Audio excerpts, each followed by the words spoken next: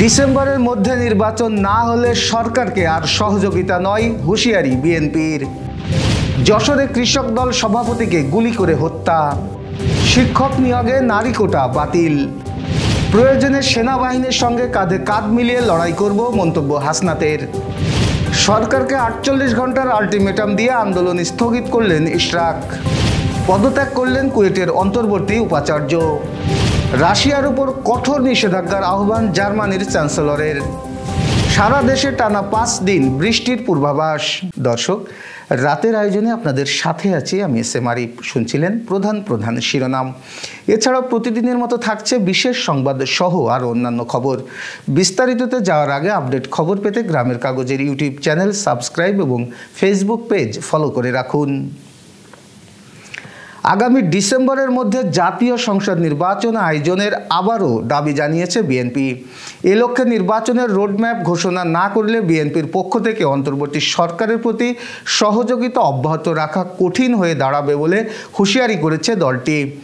বৃহস্পতিবার গুলশানে দলের চেয়ারপারসনের কার্যালয়ে এক সংবাদ সম্মেলনে এই হুঁশিয়ারি দেন বিএনপির স্থায়ী কমিটির সদস্য খন্দকার মোশাররফ হোসেন।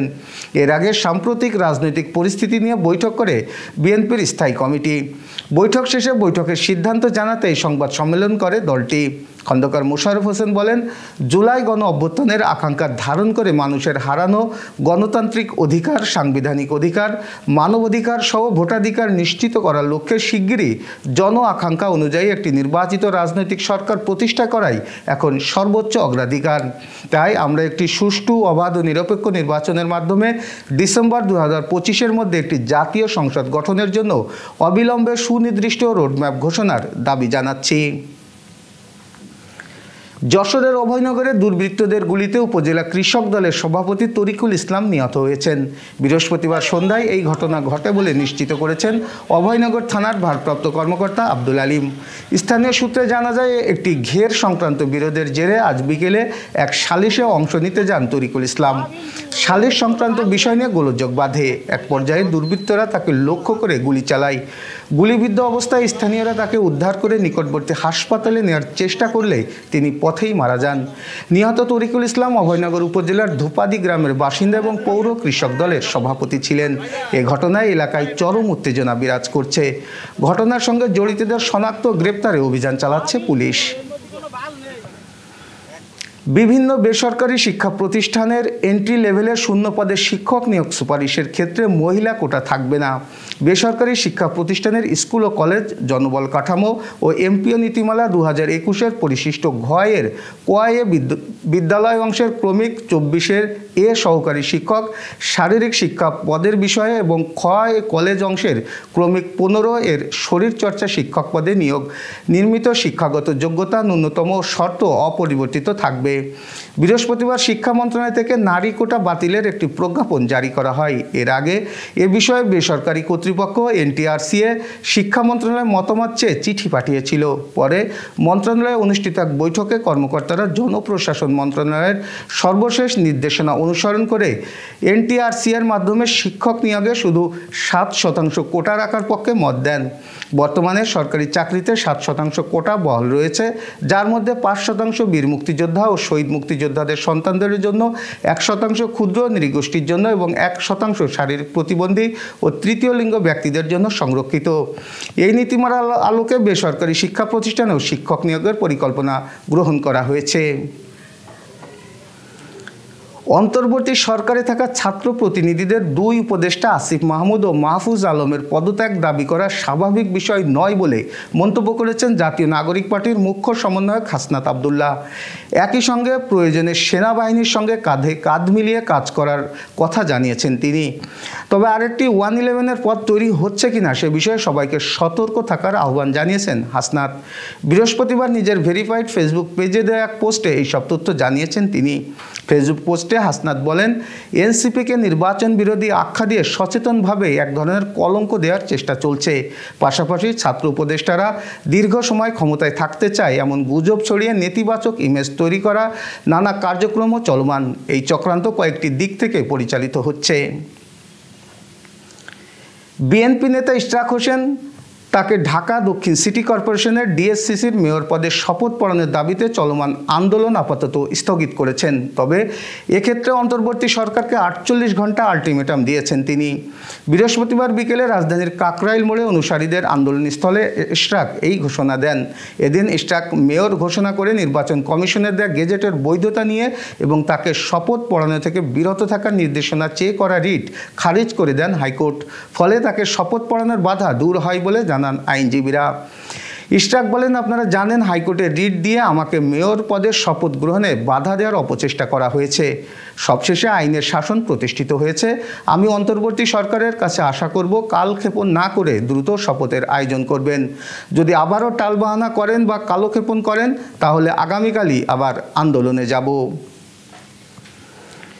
এবার যশোর সহ আঞ্চলিক সংবাদ। ঝিনাইদহের মহেশপুর সীমান্ত থেকে উদ্ধারকৃত 119 কোটি 64 লাখ টাকার মাদকদ্রব্য ধ্বংস করেছে বর্ডার গার্ড বাংলাদেশ বিজিবি।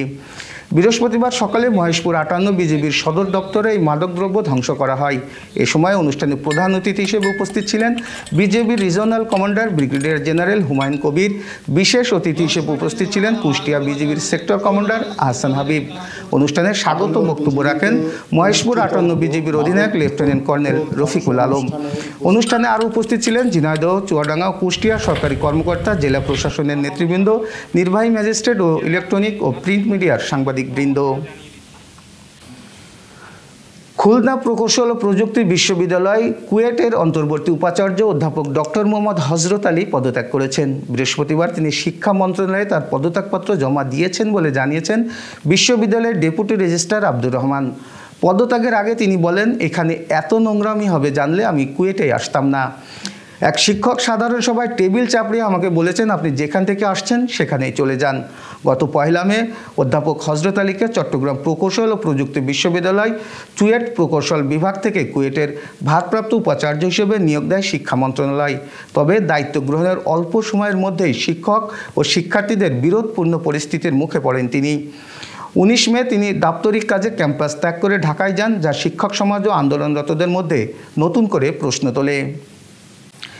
সহকর্মী ও সর্বস্তরের মানুষের শ্রদ্ধা ভালোবাসায় চিরবিদায় নিলেন সাংবাদিক সৈয়দ শাহাবুদ্দিন আহমেদ আলম। বৃহস্পতিবার বাদ জোহর জানাজার নামাজের পর তাকে কারবালায় দাফন করা হয়। বৃহস্পতিবার দুপুর 12:30টায় শেষ শ্রদ্ধা জানাতে সৈয়দ শাহাবুদ্দিন আহমেদ আলমের মরদেহ নিয়ে যাওয়া হয় তার প্রিয় সংগঠন প্রেস ক্লাব যশোর চত্বরে। সেখানে সাংবাদিকদের বিভিন্ন সংগঠন ও প্রতিষ্ঠানের পক্ষ থেকে তার প্রতি ফুলেল শ্রদ্ধা জানানো হয়। প্রথমে ফুলেল শ্রদ্ধা জানায় প্রেস ক্লাব যশোর, এরপর যশোর সংবাদপত্র পরিষদ, সাংবাদিক ইউনিয়ন যশোর, যশোর সাংবাদিক ইউনিয়ন, যশোর জেলা সাংবাদিক ইউনিয়ন, যশোর জেলা ফটো জার্নালিস্ট অ্যাসোসিয়েশন নেতৃবৃন্দ সৈয়দ শাহাবুদ্দিন আহমেদ আলমের প্রতি ফুলেল শ্রদ্ধা জানান। এছাড়া দৈনিক গ্রামের কাগজ, দৈনিক লোকসমাজ, দৈনিক স্পন্দন, বাংলার ভোর এবং সাপ্তাহিক সোনালী দিনের পক্ষ থেকেও মরহুমের প্রতি ফুলেল শ্রদ্ধা জানানো হয়। এবার আন্তর্জাতিক সংবাদ।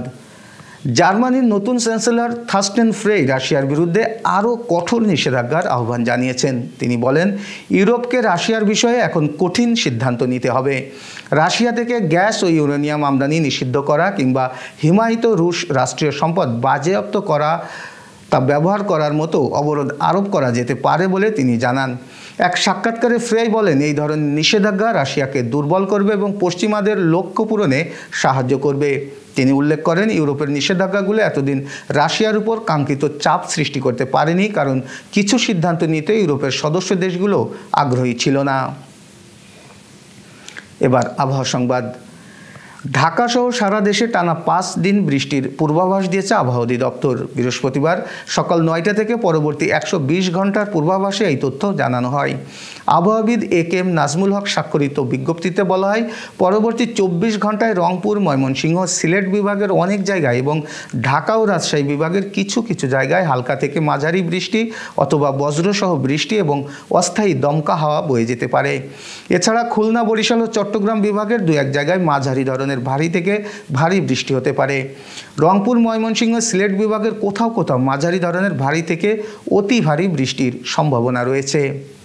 Renaissance hospital and diagnostic centre. রেনেসাতেই মিলছে কম খরচে উন্নত সেবা, তাই নিশ্চিন্তে আমাদের সেবা নিন, সুস্থ থাকুন। Renaissance hospital and diagnostic centre, সদর হাসপাতাল মোড়, দরাটানা, যশোর। দর্শক, শেষ করব একটি বিশেষ সংবাদ দিয়ে। নেত্রকোনার বারহাট্টায় একটি কলা গাছে 50টি মোচা দেখা গেছে। গাছটি দেখতে উৎসুক মানুষের ভিড় করছে। সামাজিক যোগাযোগ মাধ্যমেও বিষয়টি ভাইরাল হয়েছে, ফলে দূর দূরান্ত থেকেও গাছটিকে এক নজর দেখতে আসছেন অনেকেই। এদিকে বিষয়টিকে কেন্দ্র করে স্থানীয়দের কেউ কেউ বিশেষ ফায়দা লাভের উদ্যোগ নিয়েছেন। গাছটির আশপাশে অনেকগুলো লাল নিশান টানিয়েছেন তারা। কলা গাছটির অবস্থান উপজেলার উজানগাঁও গ্রামের কাশেম মিয়ার জমিতে। সরজমিনে গিয়ে দেখা যায় এই গাছে প্রায় 50টি মোচা হয়েছে। 3টি থোড় থেকেই গজাচ্ছে ছোট ছোট কলা। যদিও এই কলা বড় হয়ে পেকে খাওয়ার উপযোগী হওয়ার সম্ভাবনা কম, তবু বিভিন্ন বয়সের মানুষজন বিস্ময় হয়ে গাছটির দিকে তাকিয়ে আছেন। গাছটির আগত লোকজনের মধ্যে বিদ্যালয়ের শিক্ষক শিক্ষার্থীও রয়েছেন। এই ছিল আজকের রাতের আয়োজন। এরপর সকাল 8টার খবর দেখার আমন্ত্রণ জানিয়ে শেষ করছি। ধন্যবাদ সকলকে।